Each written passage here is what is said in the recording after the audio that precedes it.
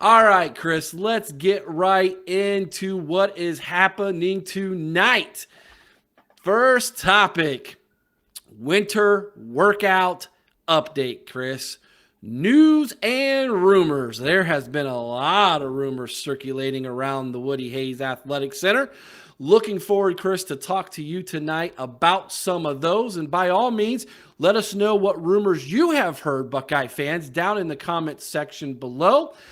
We want to make sure that you get your voice heard tonight as well. All right, Chris, I'm going to go ahead and fire one at you tonight and then let you respond, and you can fire one back at me, and we'll see how many we can get through before we rank the Big Ten coaches. That's coming up next. There has been a lot of smoke around the Woody Hayes Athletic Center that a certain a sophomore who really should be a freshman is making a lot of headway, that being Sonny Styles. Apparently, Sonny Styles is the real deal. He looks great. He is not only competing, but might have already locked down a starting safety position and looks like he might be the guy that this defense needs to take that next step in the backfield, Chris. Yeah, I'm excited, Eric. We saw this kid last year, and at times we saw this young man flash in his limited opportunities. And I'll tell you, I'm excited about Sonny Styles. I've heard the same thing, making huge leaps, huge strides. Uh, you know, I really hope he gets his opportunity because this kid, he was born to be a Buckeye. He's got that. He's got the natural talent, natural instinct. I think he's a huge asset and going to make a tremendous splash this season as well. But I'm going to move to another room, Eric, and that's the running back room. We got decimated by injury last year, and one of those injuries was Travion Henderson, and there's been a lot of speculation about possibly his future with the Buckeyes. He wasn't real happy about the way things played out with that injury. There were some comments made, but it looks like maybe, just maybe, that Ryan Day, Henderson, and running back coach Tony Alford have maybe hashed things out a little bit, and possibly might we not be looking at a transfer now? And if they're all healthy, is this the best running back room that Ohio State's ever seen? If all three are healthy, I you don't know know, if it's the best we've ever seen, but I'll tell you this much: there's a lot of talent in that room, and and if it all comes back and it's all healthy, Chris, Ryan Day is going to have a lot of option there at that running back room, and I'm all for it's going to that. make it a lot nicer for the quarterback who's starting, isn't it? Yeah, Facebook user says, "What's up, Bogsy?" So that's got to be someone who knows me. Hey, wherever you made that comment, my friend, let me know who you are. Some of the Facebook, wherever you're watching this on Facebook, if you're not watching it on our business page, we can't see who the comment comes from. So let me know who you are.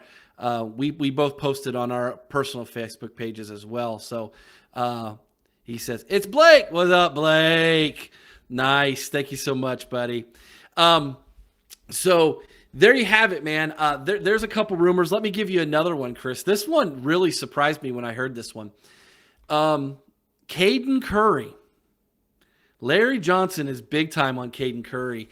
And so much so that he flat out came right out and said it. He's competing for starting playing time. That's not so much a rumor as it has been verified already. I think you can pencil Caden Curry in as the number 2 defensive end behind Jack Sawyer to start the season. But I wouldn't be shocked if Caden Curry pushes for more starting playing time. And the way Larry Johnson likes to rotate his defensive line, I think Caden Curry is going to get a lot of snaps, Chris. Yeah, I don't disagree. And you know what? Is it going to hurt to have three tremendous athletes like that able to swap in and out when you look at JTT, uh, uh, Jack Sawyer, and Caden Curry? I mean, having him there as that extra end, and like you said, I don't know that it matters so much.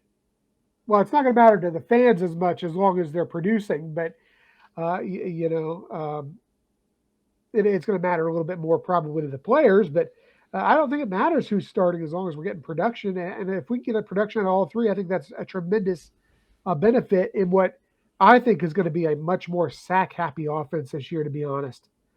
I think that we're Defense. going to Sack happy defense. Yeah. defense. Sack happy defense. Oh yeah, that was whoop, slip the tongue. Sack happy defense. Yeah, I think that we're going to see a much improved defensive backfield, and I think that's going to allow them to be more aggressive on that line. So having that third guy ready to go at defensive end, I think, is a excellent position to be in. But hey, I started talking offense. Let's talk about it, Eric, and let's talk a little bit about the quarterback room. A lot's been made about the possibility of who's going to take over. Obviously, I think the odds-on favorite, as everybody has thought, is of course, Kyle McCord. And a lot of people, I think, put a lot of stock in the fact that he's played with Marvin Harrison Jr. and has a natural chemistry going back to high school with him. But from what I've heard, from what you've heard as well, from what I understand, Eric, maybe the gap isn't quite as big between Kyle McCord and Brown.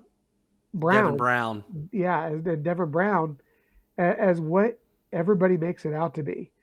And might this also tell us a little bit about maybe the direction Ryan Day is going to go in recruiting his quarterbacks?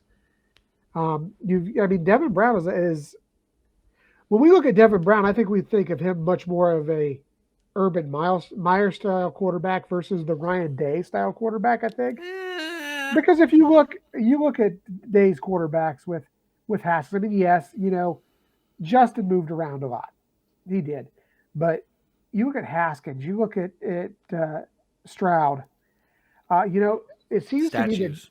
to me that, Day seems to favor those pocket passers, but should Brown beat him out? Is that going to have an effect on what we see in the direction that Ryan Day takes his recruiting in the future?